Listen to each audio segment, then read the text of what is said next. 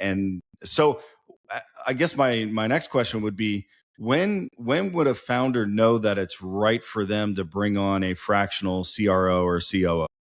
Yeah, it's a great question. I think one of the things that founders should be looking at is, is the business outgrowing the systems that are currently in place? Oftentimes, whether it's bootstrapped or, there's limited, capital available in terms of how the systems work. They know and sell to everyone that's in their space.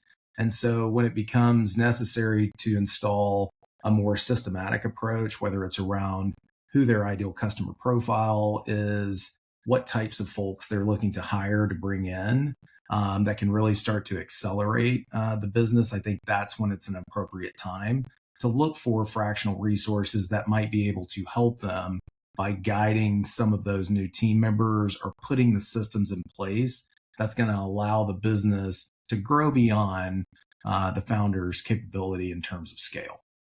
Okay. And then as far as you, do you focus on one industry, or what's your clientele look like? Yeah, so my background is really PropTech, FinTech, early sort of in that 3 to 10 million in ARR, where it's still founder led, and then I come in to help the founders sort of look at corporate development activities, which may include going out to the market to look for new capital, new investors. That might help the business to grow in a way that the founder's not going to be able to do by themselves. So those are really my specialties in terms of really that full lead to cash cycle. So everything from marketing and lead generation to accelerating demand through the funnel.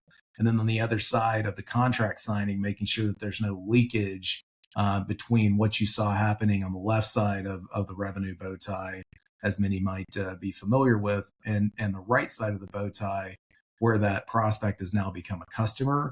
And we're looking to give that customer an experience that's going to make them want to renew, that's going to make them want to continue to grow with us in terms of adding new products and services. Okay. So, in your experience, where do you see founder-led companies need the most help, and at what stage are they struggling the most, and then what area at that stage do they need the most help? Yeah, I think it's a combination of things, really. And so I think each company, each founder, brings their own unique skill set and their own unique expertise.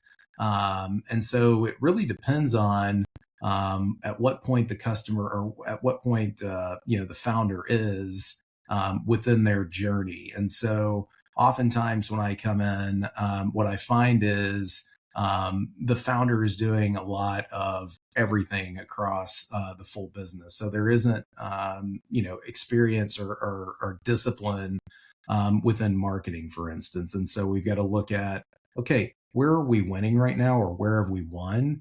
What is our ideal customer profile that gives us a right to win and gives us the highest probability to retain that customer?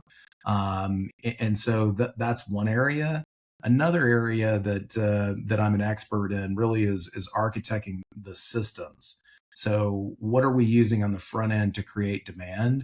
What does our CRM system look like? What does our ERP system look like? And are all of those data sets connected so that we're really looking at the truth, the operational truth is what I would call it, between all of the systems that create the go-to-market architecture. Okay.